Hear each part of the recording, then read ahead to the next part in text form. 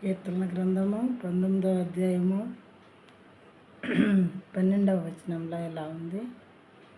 నేను రహస్యముగా చేసిన తప్పులు క్షమించి నన్ను నిర్దోషిగా తీర్చుము అని భక్తుడు అంటున్నాడు.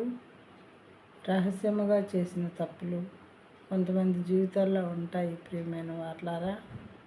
అయితే తెలియకుండా చేసే ఎవరు చూడలేదులే నన్ను అనుకుంటూ ఉంటారు. కానీ రహస్యం ముందు మనల్ని చూసేటటువంటి దేవుడు, హృదయ రహస్యములు ఎరిగినటువంటి దేవుడు, ఆకాశం నుండి మనల్ని తుంగి చూచేటటువంటి దేవుడు ఒక ఆయన ఉన్నారు అని మనం గుర్తుపెట్టుకోవాలి.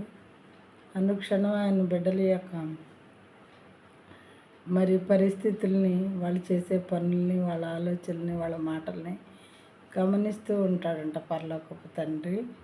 ఆయనకి సమస్తము తెలుసు. కాబట్టి ఈ విషయం అర్థం చేసుకున్నటువంటి దావీదు మహారాజు దేవుని పాదాల దగ్గరికి వెళ్ళి ఏమని అడుగుతున్నాడంటే, నేను రహస్యముగా చేసిన తప్పులు క్షమించి నన్ను నిర్దోషిగా తీర్చండి తండ్రి అని దేవుని దగ్గర బ్రతిమాలుకుంటున్నాడు. ఆయన ఒక రాజు అయ్యుండి కూడా మరి ఎలాంటి వాటి మీద కాన్సన్ట్రేట్ చేస్తున్నాడంటే దేవుని యొక్క గొప్పతనం ఎంతగానో గ్రహించినటువంటి వాడు. కాబట్టి మరి నాకేంట్లే, నేను రాజుని, నేను ఏదైనా చేయొచ్చు అని ఇష్టం వచ్చినట్లు బిహేవ్ చేయలేదు.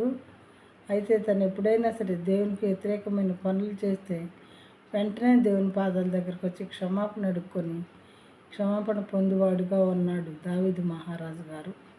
అందుకే ఈ మాట చెప్తున్నాను, నేను రహస్యంగా చేసిన తప్పులు క్షమించి నన్ను నిర్దోషిగా తీర్చుము అని.